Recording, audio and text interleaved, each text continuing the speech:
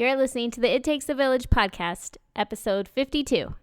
This is where the struggles are real, the callings are heavy, the kids are sticky. We come together because it takes a village, and this is your tribe.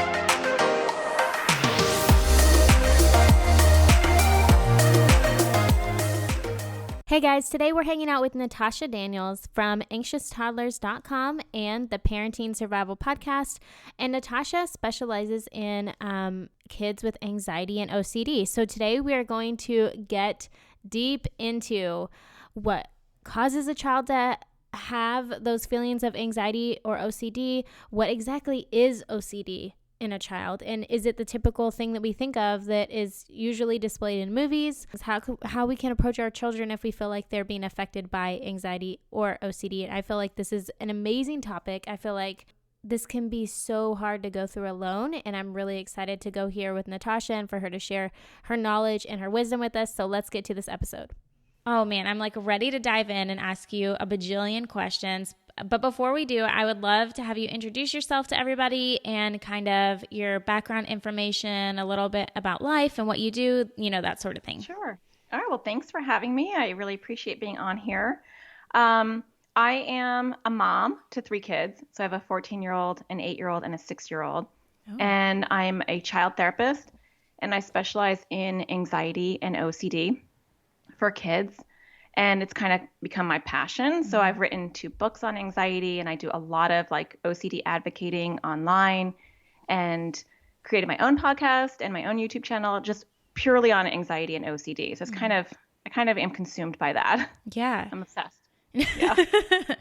So what sparked you wanting to bring light to this topic? Because it's very specific. Like you said, it's on, you feel very passionate about child anxiety and OCD. So what kind of sparked that beginning?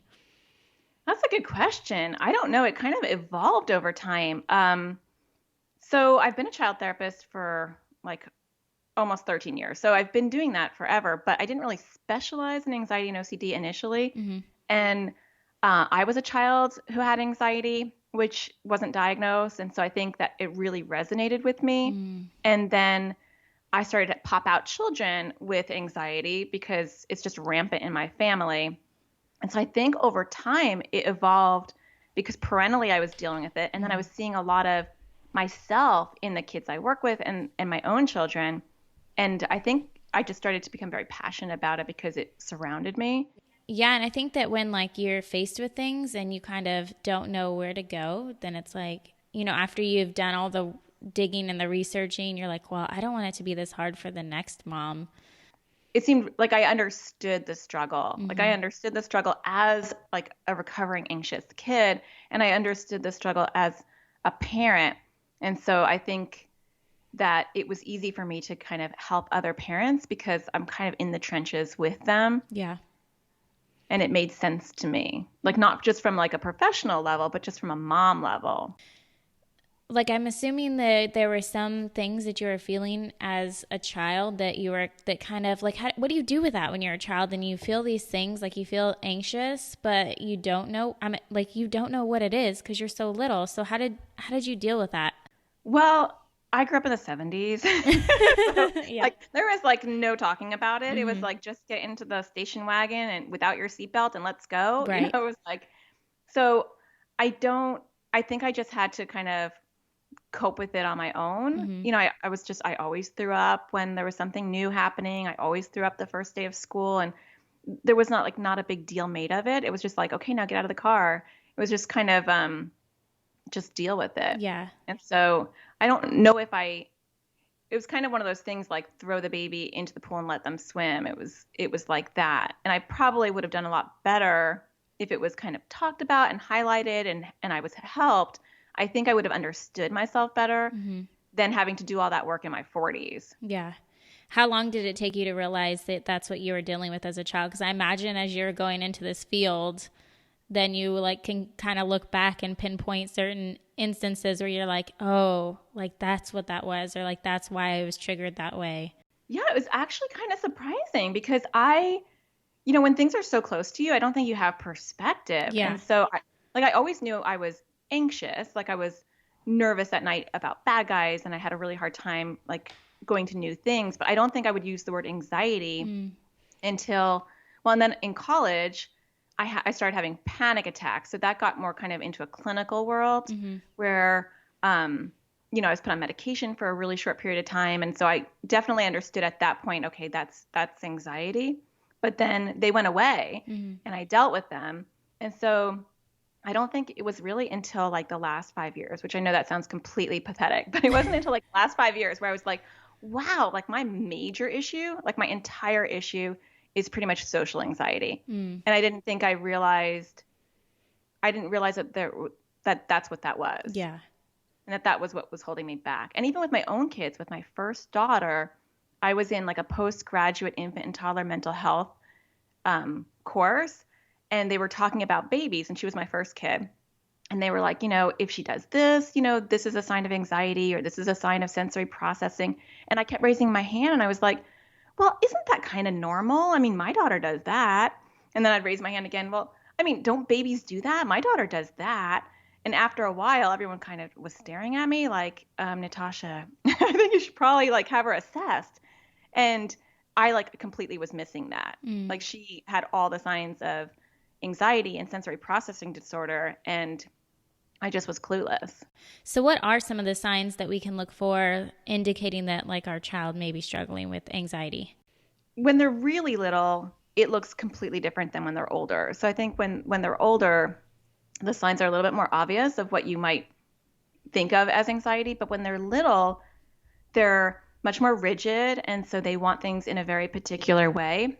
But a lot of toddlers do. So I think that that's hard to differentiate. But they take it to like the umph degree. So it's like they always have to open the door first, and they always have to have the red cup, and you have to do things in a certain order. And there's just a lot of rules and rigidity around daily life. And I think it's hard because toddlers in general are like that. Yeah. And so it's just hard to differentiate in the beginning. Like, how do you differentiate that between like normalcy and them just kind of working through things to where it's a little far past that to where, like when do you know when there's like red flags? I feel like maybe just keep watching them or. Yeah. I think you're just really not going to know how it's going to evolve because every kid is different. You can have a kid that has some pretty major anxiety as a toddler, but they don't necessarily have to go into treatment or go see a therapist. But I feel like every parent should just roll up their sleeves and start working with it. And so whether it's going to be a long-term thing or a short-term thing, it can't hurt. It can only help to start giving them tools, like to build up their emotional vocabulary and to connect the dots. Like you're feeling this way because you're anxious. I think if kids can have a vocabulary to express it as they get older, they're going to be able to communicate that better. And then you'll be able to work through it a lot better than if they didn't understand what that was. Yeah. That reminds me of like those smiley faces or like where it shows like all different kinds of emotions, and then it so then you like show them this is what mad looks like, and tell me if you ask them to like point to the smiley faces to let you know kind of which one they feel like they are based off of how it looks. I'm always amazed at kids' lack of emotional vocabulary when I see them in my office for therapy. A lot of times they really don't have a lot of words to express their feelings. And you can do this in the moment as a parent. Like when you have a toddler, you want to talk for them and kind of build up their emotional language. And it doesn't even have to be a toddler. You can have an older kid and you can do this as well. If they're clinging to your leg and they don't want to go to preschool, instead of just kind of moving into like a proactive, I'll be right back, you need to go, here, Miss So-and-so is so nice. You kind of want to identify what that is for them. I know you're feeling scared because, there's a lot of kids in there. I know you're nervous because I'm going to leave and you're going to be with other people. So what I'm doing there is I'm putting different words to their emotions. And I mean, eventually you just kind of talk like that and it comes naturally. It sounds very, it's like very like contrived, but it does kind of flow. Right. And then I think the interesting thing is you'll have like your child will start talking like that. Like my 5-year-old talks like that. She's like, I'm nervous. Or she'll say, Mom, I don't know. I'm not scared, but my stomach feels nervous. And she's done that because I've connected the dots for her enough that she has, one, a mind-body connection, and Yeah. two, she has language. Like she has different ways to express how she's feeling. Yeah, and those words in the beginning are so like out there, they don't understand. Like when you say nervous, because you ask them, are you nervous? You can say stuff like that, and they're like, well, I don't know, like because They they have have, no idea. yeah, They're they have like, no I don't idea. know what that is. Yeah, even when your kids are sick, and you try to figure out like, does your stomach hurt? And they're like, I don't know, like, Yeah.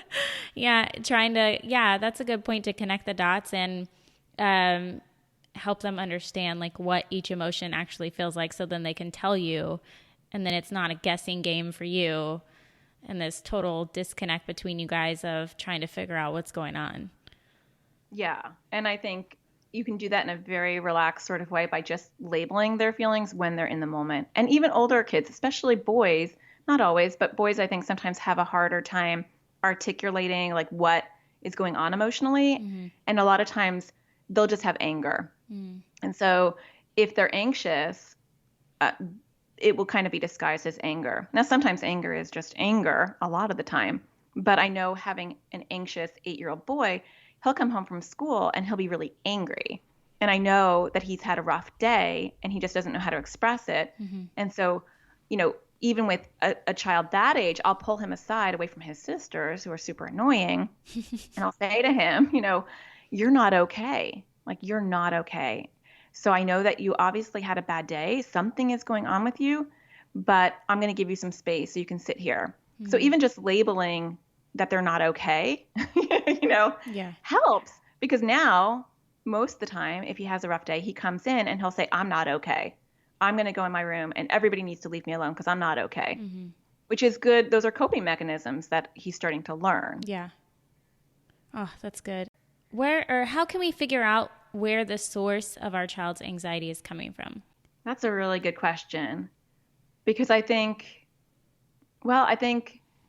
it depends on how you ask it. So I think there's a couple of things. One, pay attention, because non-verbally, if your child is all of a sudden avoiding something they normally would do, you might want to take a closer look. Like, why are they all of a sudden avoiding something?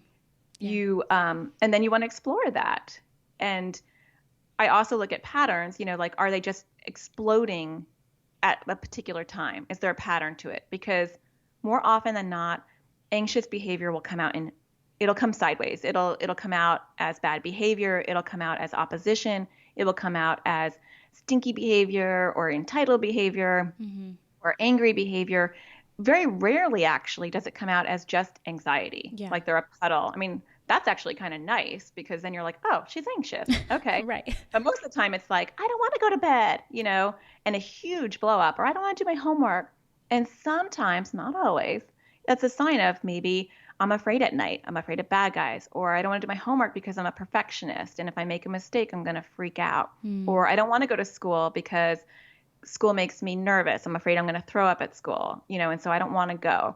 So I think looking at avoidant behavior, looking at patterns of explosive or negative oppositional behavior, just to note, like, when is that happen? Oh, that always happens at bedtime. He's great all the time, except bedtime, he becomes incredibly oppositional. Well, I would take a second look at that. And then it's how you ask your kids. So 2 out of my 3 kids are pretty good at expressing themselves. And my son, not to throw him under the bus, but like, he will deny anxiety until he's blue in the face. And ironically, he's probably my most anxious kid right now. But if I asked him, hey, like, what makes you anxious about that? Or what makes you nervous? I'm not anxious. I'm not nervous. I just don't want to go. It's boring. I hate that. That's like the sentence I hate, because I hear that all the time in my office too. More often from boys than girls, but sometimes girls too. They'll say it's boring or it's stupid. I don't want to go. And parents shouldn't let that deter them from still kind of searching and exploring that further, because that's a good way to push parents away and just to then just parent in a disciplinarian sort of way. But let me try to think of an example. My favorite thing, and anyone who listens to like my stuff, like my podcast, I always say this, and it seems very simplistic, but it's really effective. if you ask a child, what's the worst thing about that? You're going to find the anxiety generally. So I'll give you an example. There was a boy in my office and his mom was like, oh, he doesn't like to take a shower. He's so difficult. And now the boy, I was already treating the boy for anxiety. So there was that history already there. Right. But she's like, oh, he's so oppositional when it's time for shower time. Like he's the greatest kid otherwise. And so I said to him, and she's like, I don't think it's anxiety. I think he's just being difficult. He just doesn't want to go in, whatever. So I said to him, what's the worst thing about taking a shower? And he said, it's boring. It's like my son, Right. I don't want to do it. Nobody wants to do it. That's a typical kid thing. Mm-hmm. But we already knew he had anxiety. So you want to dig just in case you're missing something. So then I said, I know it's boring, but what else is the worst thing about it? And then he said, well, I just don't like it. And I'm like, I know, but what else is the worst thing about it? And then he's like, well, I want to keep my eyes open. Okay, well, that's a really weird thing to say, Mm-hmm. So why do you need to keep your eyes open? Well, I don't want to, when I'm washing my hair, I don't want to get the soap in my eyes, but I want to keep my eyes open. Okay, well, what's the worst thing about closing your eyes? Well, then I can't see if there's bugs in the shower. Now we're getting somewhere. Yeah. So then I'm like, well, what's the worst thing about bugs? Well, bugs are really scary and I don't want to go in the bathroom. I don't want to take a shower because I'm afraid of the bugs. Okay. Well, now we figured out what the problem is. And we came up with a solution, a really weird solution. I had him wear goggles. That's awesome. I was like, put goggles on. And then the mom was like, he's not having a problem in the shower anymore. We just put goggles on so he can see the bugs. I'm like, okay, that works for him at that moment. Eventually we'll get him over his bug fear completely. But it was, their daily life got better because now we know what the problem is. Now, if we didn't do that, I mean, he could have been disciplined for just being difficult and not going in the shower, and that would have been a problem. So I think asking your kids what's the worst thing about whatever they're avoiding or whatever they don't want to do will really give you a good window into what the core problem is. Yeah. Yeah, I think it's boring. So what do you do when they say, like when you ask them something, they go, I don't know. Like, I guess you would still prompt them the same way. Yeah. Because that's like one of those things where they're like, it's like they're trying to close the door on you, and they're like, I don't know. And they want to end the conversation or they don't want to. And so you're like, well, like, what do you say then? Well, sometimes I'll say, well, if I could change one thing about blah, blah, blah, what would I change? So if they don't want to go to school and they're like, and I'm like, well, what's the worst part about school? And they say, I don't know. Then I'll say, well, if I, had a magic wand and I could change one thing about school, what could I take out of there that would make it better? Sometimes they'll answer. Now, you can't get water from a rock. So like if a kid really doesn't want to talk to you, they're not going to talk to you. But if they're just mildly difficult, then right. you can use those approaches to get them to talk. I find that if they have to do something and they're afraid, there's an anxiety behind it, they're more willing to tell you why, to kind of advocate for their position of not doing it. So younger children and older children, would you still approach them the same way? Or I'm assuming if you have like a teenager, when you think that you're seeing signs of anxiety in them, you would approach them differently about it than you would your like 8-year-old, right? Or no? Not too much. Oh, okay.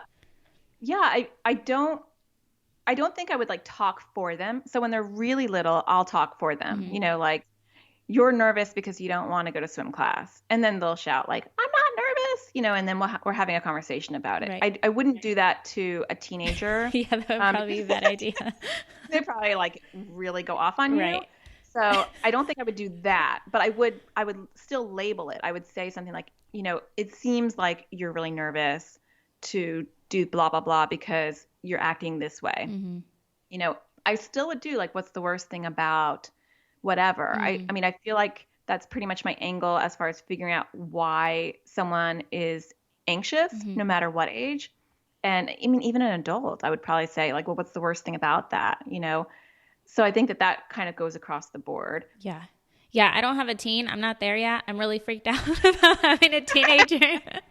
I'm like, tell me all the things before I get there because, but is there a time when a parent, like some signs maybe that a parent can say, okay, I've tried to do this at home. Maybe now we actually need to, incorporate a professional or get some advice? Like, how do they know at what point they should start seeking help?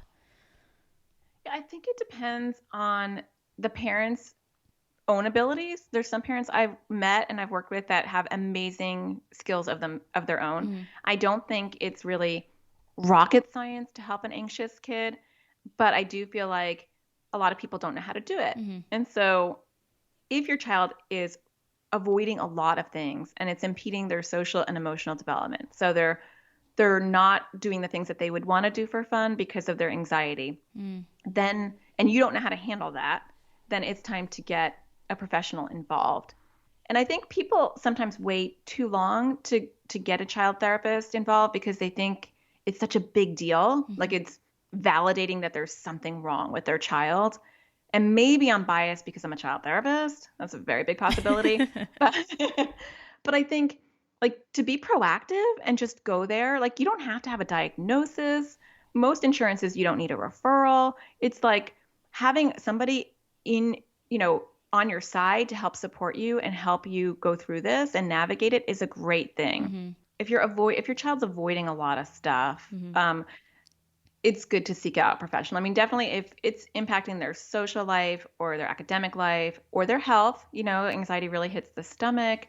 If any of those are compromised, I think that it's definitely a time to go seek out a professional. Yeah. Now, I would advocate that if you're having any issue, Yeah. just go see a professional, like go see a child therapist, interview them, find someone that you really click with. And it's like having a professional best friend. Mm-hmm. It's like you just go there and have a soundboard and Yeah. it's not a bad thing. But I think unfortunately with anxiety especially and OCD, parents can inadvertently enable the anxiety, Mm-hmm. develop really dysfunctional habits around the anxiety because they don't want to trigger their children. They know what will set their anxiety off or their OCD off. And so the whole family becomes somewhat dysfunctional. And the more you enable anxiety, whether you do it for yourself as a child, you accommodate your anxiety. And so your anxiety says, well, you shouldn't go to that. That party sounds really scary. Let's just avoid it. Let's not have a friend over. That sounds really socially overwhelming. Let's just avoid it.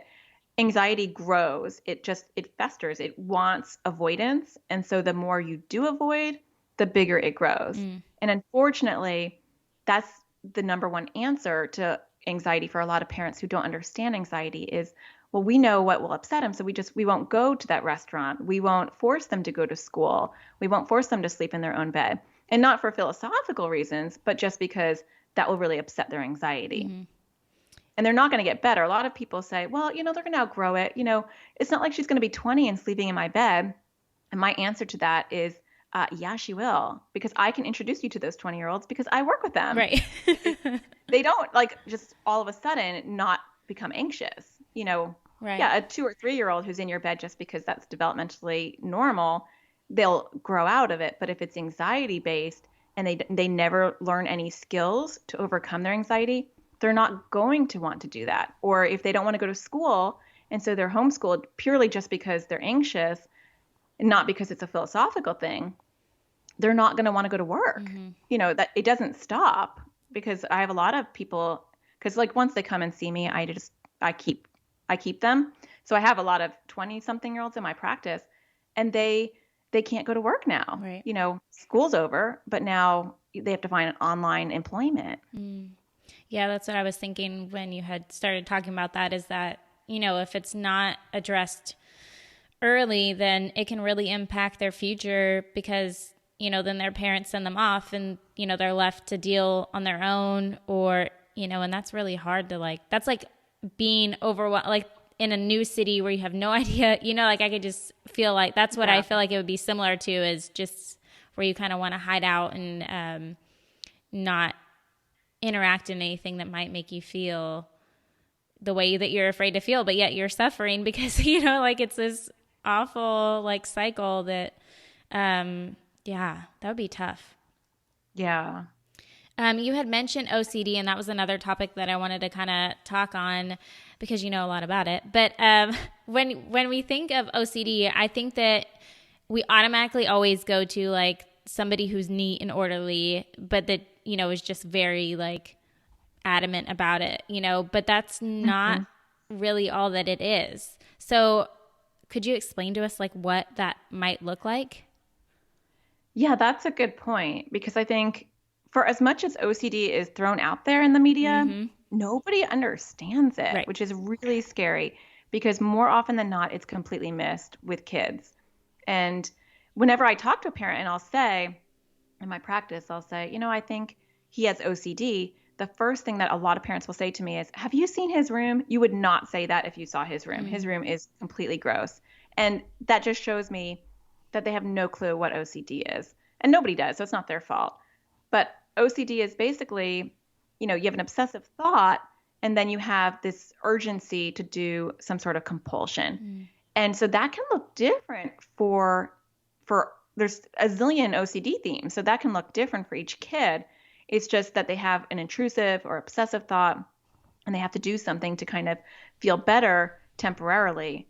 And so a lot of times, what gets missed is like there's moral OCD or scrupulosity OCD, where a child will have intrusive thoughts that they're a bad person. And so they'll think that they did something bad at school or they had a bad name in their head they were going to call their mom, or maybe they, you know, scratched the car when they were coming out, something that didn't happen. And then they have to confess it to their parent and say, Mom, I had a bad thought. I think that I called you a bad name, or I think I cheated on my test at school. And the parents normally are like, oh my gosh, like, why would you do that? You know, and they'll call the teacher and they'll say, like, you know, she said that she cheated on the test. And the teacher will say, that's impossible. Like, there was no opportunity. And after, you know, a few weeks of this type of behavior, normally they wind up coming to my office saying, I'm not sure what's going on with her, but she's having all these bad thoughts. And they don't connect that to OCD because that's not what we think OCD is in the media. But that's an example of one. But there's like so many different types of OCD. I very rarely see a child who has that the cleanliness component of OCD. You know, more often than not, I see a lot of moral OCD where they have these bad thoughts, and it's a neurological issue.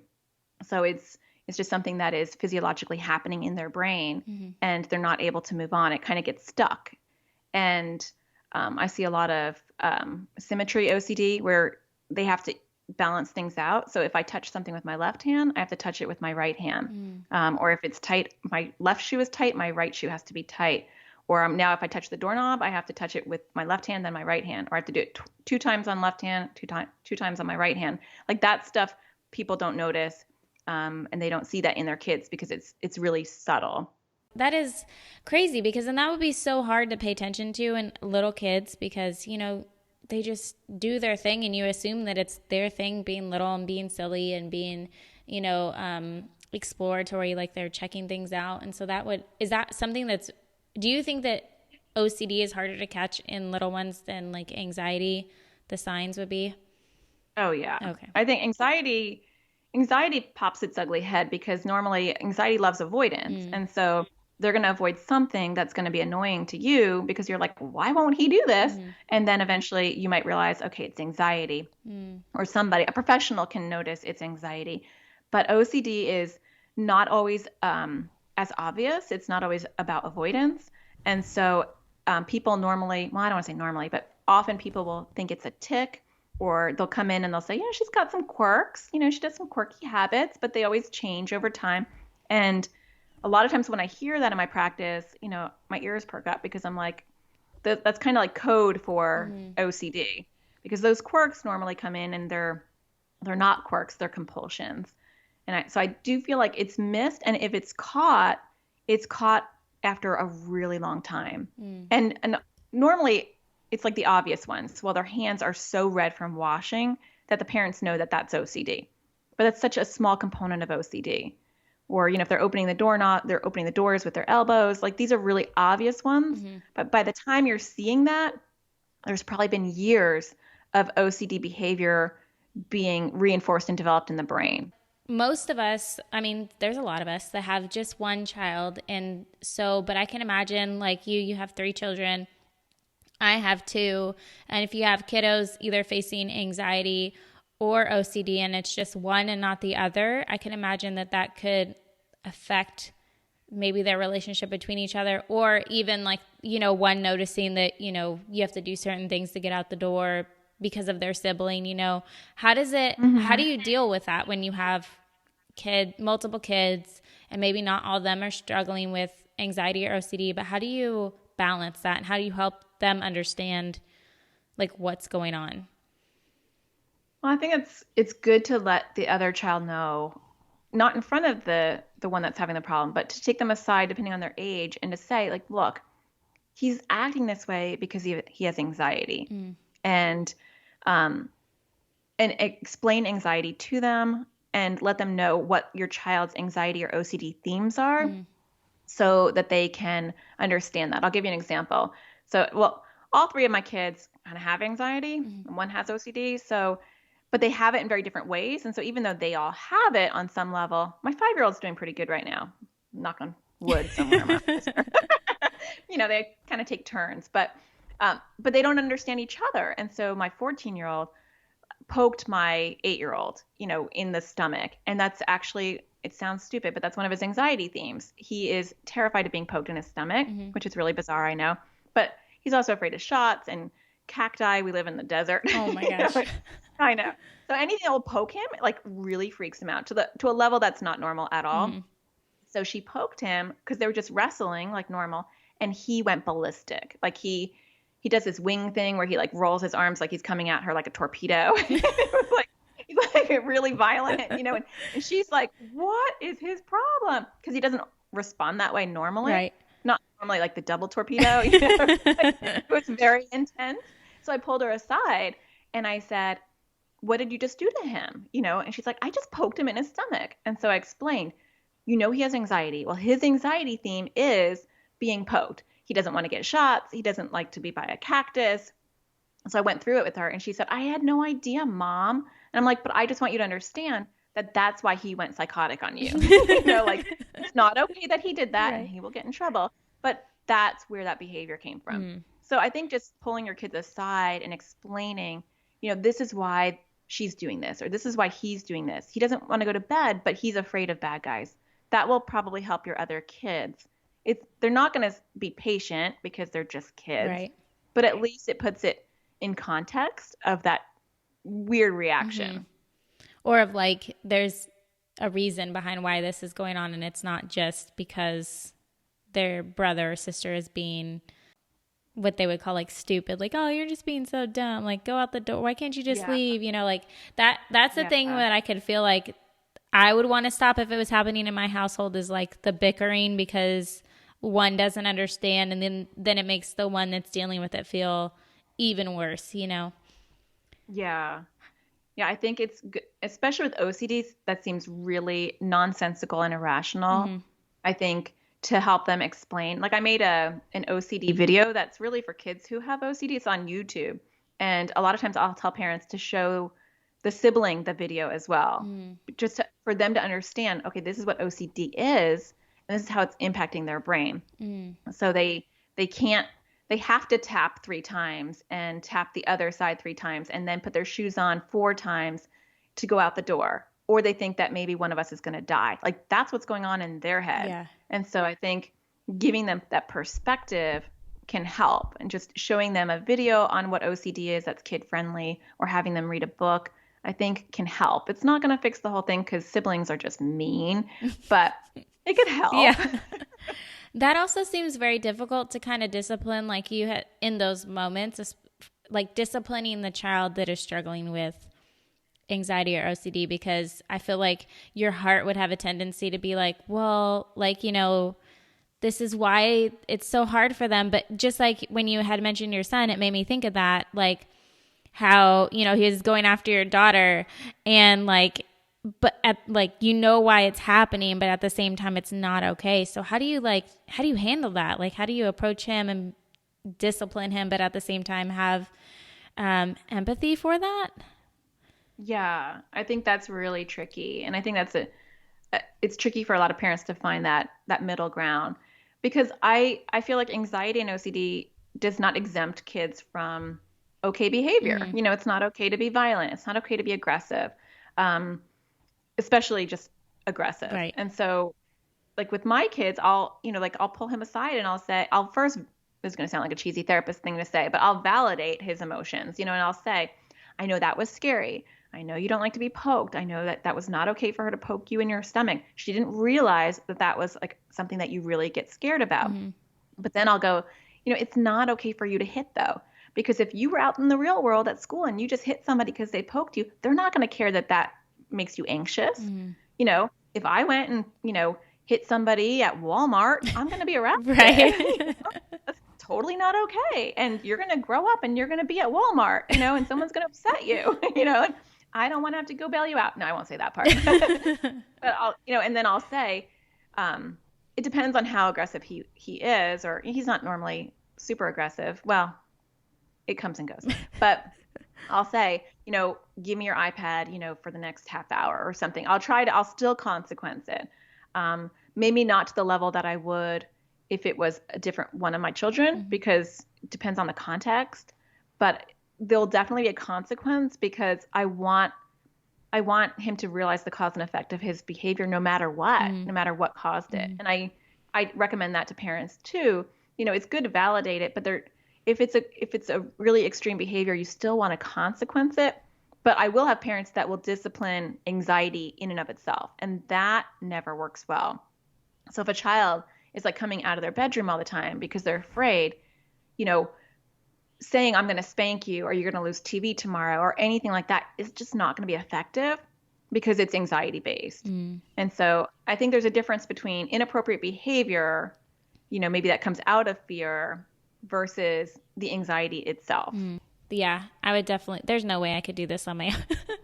I'm like, I think that you're right. We could probably do most of it on our own, but I feel like just having this discussion, if it was my children, there would be a lot of little nuances that I would just want to be able to pick up a phone and be like, have specific abilities to talk it out and for specific instances and go back and forth and be, have somebody else put input into that, even if it wasn't an hour meeting every week or whatever. Man, that's tough. So you had a podcast episode that I wanted to ask you about because I was really interested in what your answers were. And it was titled, "What are the 3 things that you wished every parent raising a child with OCD would do?" And I want to know what those 3 things are. Oh gosh. You're like, wait a minute. You should have told me about that before. Let me try to think what I said. I think that there is a wait and see. Now, I'm not sure what I said in the podcast, to be honest, because I have zero memory. And I actually probably just recorded that pretty recently. That might have been one of my recent ones.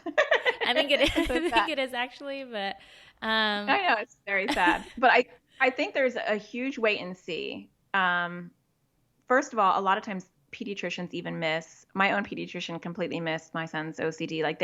They just don't always have an eye for it. Mm-hmm. And so there's a lot of wait and see. It'll go away. Mm-hmm. And unfortunately, it won't go away. Mm-hmm.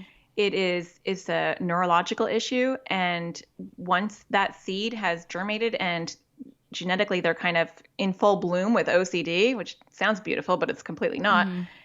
they need help. And the more proactive you are in getting them the help really early, the better, because those neural pathways in their brain are getting reinforced every time they do a compulsion.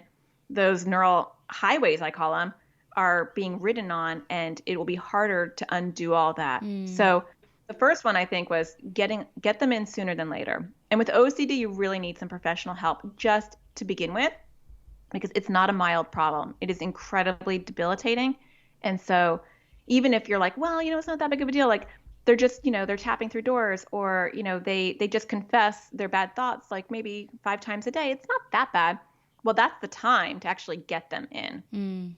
And probably the second one, I'm guessing, was most of the time, it seems like most of the time with a lot of the families I work with, parents are inadvertently enabling the compulsions because it involves the parent. So if you have a child with OCD, more often than not, you're actually part of the ritual. And so when you give reassurance, which seems like the total natural thing to do, if your child says, Mom, I had a bad thought, I think I thought that you were fat, but you're not fat. And I'm so sorry that I thought that. And you say, well, that's okay, honey. A thought is just a thought. It doesn't matter. What you just did there was you completed the OCD loop, which sounds bizarre because that's a normal thing for a parent to say, but that's not the appropriate answer because you don't want to feed the OCD. So okay, go ahead. So what would you say instead? Well, you'd already have had the discussion with your child that this is called OCD, this is how it works, and when we give into OCD, you feed it and you grow it and you make it stronger. And then I always like people to name their OCD. And so, at my house, I might say something like, well, I'm not talking to Mr. Bossy, or tell Mr. Bossy to leave you alone. So that's it. That's all I would say. Yeah. And that's how I kind of train parents that I work with in my practice. Don't talk to the OCD, and that helps on that compulsion because you're not part of it. So I think that a lot of times parents are a big part of they're a big part of the rituals and they don't realize it. Yeah, I had no idea it was so like in depth because really like when I went into this, that's what I was thinking of. I had it either was things need to either be immaculate or, I have seen the movies where, the person has to like tap on this thing 3 times and then do this 5 times and do that.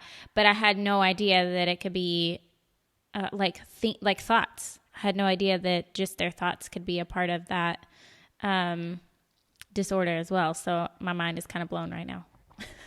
Yeah, there are so many things that are missed because there's a lot of mental compulsions. I have kids where their reading scores are really low and they were really good readers. And then you look into it and they have to reread each sentence 5 times, or they have to, they think that they missed a word. So they have to go back and reread it again. Or I've had kids where in math, they have to skip over, certain numbers because those are bad numbers for them. And so there's a lot of things that are happening mentally where it's just completely missed because you wouldn't really know that that's happening unless the child tells you. Yeah, like I don't even know. Now I feel like I just throw the parenting book out the window. Like, what do I know now? I don't know. I feel like we all have like maybe a small percentage of anxiety in all of us. The sign of it being an issue is when it interrupts your daily life to where you can't move forward. Yeah, I think that's when it really becomes a clinical issue. But I think even in general, if you have just, mildly anxious kids, like, yeah, I agree with you. I feel like there's a spectrum of anxiety, and a lot of us are functioning just fine with a lot of anxiety, and that's okay.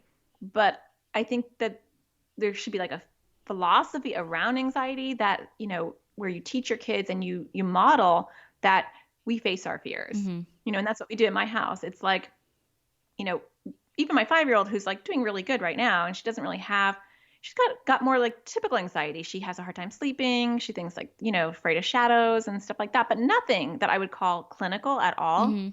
But we all talk about it all the time. And so probably because of what I do. Right. So that's too bad for them. But, like if she comes out, I don't tell her you're fine, you're safe, go back to bed. I say to her, what do you need to tell yourself? Because I don't spoon feed any thoughts. I want her to be able to problem solve her own anxiety. And so she says it in like an annoying voice, but she'll be like, I'm safe in this house. We're all safe in this house. And then I'll be like, okay, show me your brave face, and then she does her like little power pose, where she puts her like little chin up and she acts brave. And I say, now go back and, fight your fears. And so even though her anxiety is not bad at all, I'm teaching her some coping mechanisms, how I want her to handle anything and everything. So even now, like my 14-year-old who's had me in her life 14 years, and I talk that way to her, when she started having issues and her stomach started to hurt and she didn't want to go to school, she would say to me, I know I need to go because I know if I don't go, then I'm feeding my anxiety and I don't want to feed we call it her dictator. And so she's like, I don't want to feed my dictator. I know I'm feeling nauseous just because of my dictator. So I'm going to go. And I wouldn't have to do anything because I've already planted the seeds from a long time ago. that we face our fears. Yeah. That's how we get stronger. So I think you can do that with any child. They don't have to have anxiety, because any child is going to have situations where they're nervous or where they're anxious. And, it's not like they have an anxiety disorder, but you want to teach them that we face struggles, we face our fears one small step at a time. Yeah. That's making me think about all the times that my kids have, and I'm like, did I do it wrong? Did I tell them the wrong thing to tell them go back to bed? But yeah, that's really good advice. And also I wanted to ask you, is there anything that I didn't ask you, or anything that if a mom or parent is listening who like some of this is resonating with, like they're thinking, like this sounds like it could be my child, or, I have more questions about this. What would you like want them to walk away from this episode with, or what would you want them to know?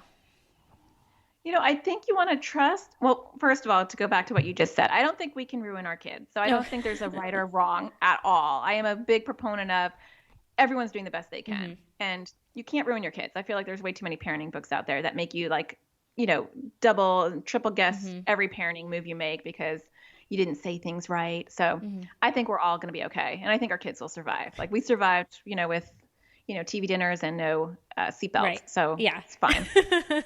Did. I'm aging myself. But I would want the takeaway to be, trust your parent gut. If your gut says, I don't know, this seems really, really not okay, or these behaviors seem concerning to me, I don't know why, trust your gut. Not all pediatricians really understand anxiety and OCD. And I have had my own pediatricians give me really bad advice that if I trusted them because I wasn't knowledgeable, I would never have gotten them any help. Yeah. And so that's scary. I've had lots of pediatricians tell me like just to discipline it, or I'm being too coddling. And I'm like, oh my gosh, you don't even know what you're talking about. So, you're like, I am a professional. You're like, please don't tell any other parents this. I know, it's ridiculous. I mean, but even if you're not a professional, like, your kids, their struggles, if something seems off, it best. Even when parents come and they bring their kids and they'll say, I don't know, I'm not sure, I'm not a professional, I just feel like there's something off. I'll say, you're the parent. Your gut is the most important gut in this room because your kid. So a lot of times I think relatives and friends will kind of downplay and minimize maybe your struggles, or maybe even your partner. A lot of times the partner will downplay the struggles and say, you're just being paranoid, or relatives will say, you coddle him too much, or he's just spoiled. You just need to discipline him more. They don't get it. And so don't let that hinder you from going and getting some help for your kids. And even if you have a small little doubt, go to a child therapist. Have one session. I have a lot of parents that will come to me for 1 or 2 sessions and they say, I just want to like bounce some ideas off you. I don't even meet the kid. And so that would be my takeaway is it can't hurt to explore or read. And if that's what your gut is telling you, then pursue it further, especially for OCD, because if you don't get help with OCD, it only gets more debilitating. Yeah. Yeah. I think of it as like, when you ride a bike on in the same track and it just becomes more and more deep. That's what it makes me think of. That's exactly right. Okay. Well, I have 3 last questions for you. And I wanted to acknowledge you first in that. I think it's really awesome that you're putting out this podcast, and you have 3 books. Am I right? I think you have 3 books out. I do. Okay. And so you have 3 books out. You have this podcast, you have this blog. That's amazing. And all this information. I think that anxiety, I feel like, is something that is becoming more openly talked about. Not enough, obviously, but like still more parents are talking about their kids having it, themselves having it now, versus like, 20 years ago where nobody talked about it. And so I think it's really awesome that you're opening this space out for moms to be able to say like, oh, like not feel isolated in that, because parenting is hard, but then when your kid is going through something and you have that gut feeling like you were talking about, then you, like, society makes you want to not, or pretend like you're not feeling that gut feeling. But then I feel like you're giving them a space to be like, okay, I do have this gut feeling now. What do I do about it? And so that is really awesome. Oh, thanks. Yeah. And before I ask you these 3 questions that I almost forgot to do is I wanted to let everybody know, where can they find you? What are the books that you have? Like and also if you could tell them about your podcast, so that way if they want to know more, if they want to like dig into more of what you're doing and what you're saying and what you're teaching, they can find you in all those places. Sure. So my podcast is the AT Parenting Survival Podcast. So they could probably just do a search on that title and find me. My website is anxioustoddlers.com. I really hate that I named it that. So, because I don't only do toddlers. I mean, it's all ages. Mm-hmm. So, but my first book was How to Parent Your Anxious Toddler. And that's actually how all this got started, like the online stuff. Mm-hmm. So that's why I named the website that. But so people can find me at anxioustoddlers.com. And then my YouTube channel is, what is the name of my YouTube channel? I think it's AT Parenting Survival. Okay. But there's a link on my website. And so, or you can do youtube.com/C for channel /anxious toddlers 78. And that's like a direct link to the YouTube channel. So I also have a private Facebook group, so you can find all that on my website. And I do online classes. It's kind of my big thing.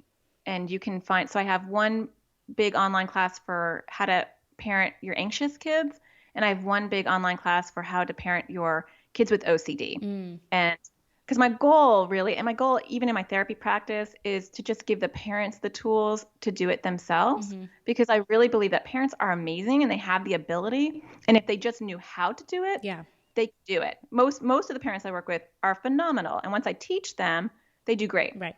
So that you can find at anxious. So there's no www on this one. I have no idea why, but it's anxioustoddlers.teachable.com. Okay. And that's my online school, and you can find all my classes there. And I don't want to sound like a big infomercial. No, you're good. Yeah. And I will share all these links and everything to find you on our show notes page. So if people want like a one-stop place to go, they can get all the things there, because I was looking at your courses and you have like awesome stuff, awesome information. And as parents, sometimes even if, just because life is so busy, and sometimes we just need somebody to be like, these are the steps, like, and exactly. So that's super helpful. If you could choose the most influential book that you've read, what would it be? This is going to be a very lame answer. So this is like not going to rock anyone's world, but this is a very geeky answer. But Brain Lock by Jeffrey Schwartz, which you probably have never heard of, is a book about OCD, which I know is pathetic. But that book was amazing to me because it talked about neuroplasticity, which is like how the brain can be changed just through therapy, and just through like changing your thoughts and changing your behavior can actually change your brain and your brain chemistry, which I think is amazing. And it's written in a very like easy sort of way. So yeah, when I read that, it kind of invigorated me even more with what I do, because I'm like, yeah, see, I can change the brain. That's pretty amazing. Like, who else can change the brain? Yeah. I know. That's a superpower. It is. I mean, we all can do it. I mean, that's the whole thing about that book. It's written for anybody to pick up, which is amazing that we have that ability, and that he did the research to show that we actually can do that. So that's a good one. Yeah. If you could empower women in one way, what would it be? Yeah, that's such a hard question. I wish that we would be kinder to each other. I think there's so much bringing people down instead of bringing people up. And I think that if I can empower women to help each other, I kind of feel like that's what I do in my private Facebook group, is like, we're all in it together, help each other, and I'm really strict about like, if anyone is negative, I'm on top of that, because I'm like, no, we are like, this is a positive group. So I'm going to block you. And like my group rules are like, be nice. If you don't have anything nice to say, this is not your group, because I feel like there's so much in empowering each other. And that doesn't happen as much. I mean, with social media, there's so much negativity. So that would be, if I can empower people and then they empower other people, that would be awesome. Yeah. I feel exactly the same. And yeah, we're not even going to go there because I could talk about that all day. I was about to, and then I was like, reel it in, bring it back. What is my last question? I don't know. If you could tell your younger self one thing, assuming that she would listen, what would it be? Well, unfortunately, she wouldn't listen. That's the annoying part about Right. that story. But I would definitely tell her that people aren't always, it's not always a slight on me, that it's not always about you. And so this is more speaking about my social anxiety, that, it's okay. Don't worry about what people think. And most of the time, they're not thinking what you think they're thinking about you. Because social anxiety makes you really paranoid.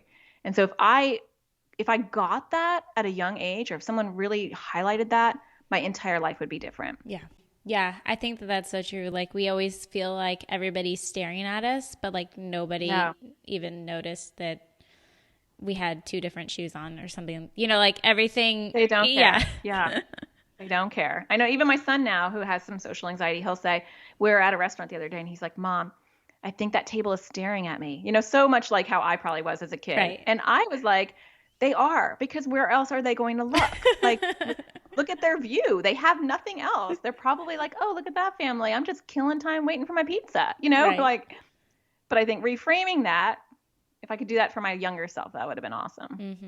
So how did you so now I'm curious because like you've been dealing with this and now you're an adult. Like, how did you find the help that you needed when you were going through all this? I don't know. Like, how are you doing so well is what I want to know. Funny.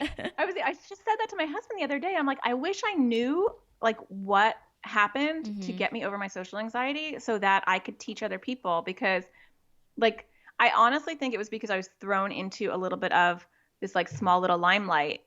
I wrote How to Parent Anxious Toddlers, and then I made a website, and then I think I kind of was very exposed. And so I had to like deal with a lot of people and a lot of negativity, because when you're out there in social media land, people can be cruel about like what you write, but more people were positive. And then the podcast and just talking to myself out loud, but like talking to a lot of people, but not knowing it.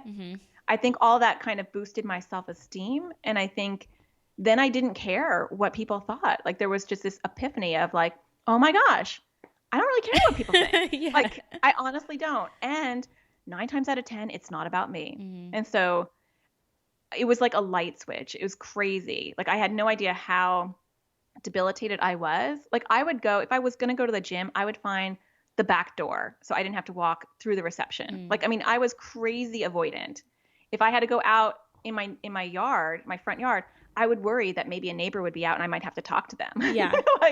Like I was super avoidant, and now like none of that phases me.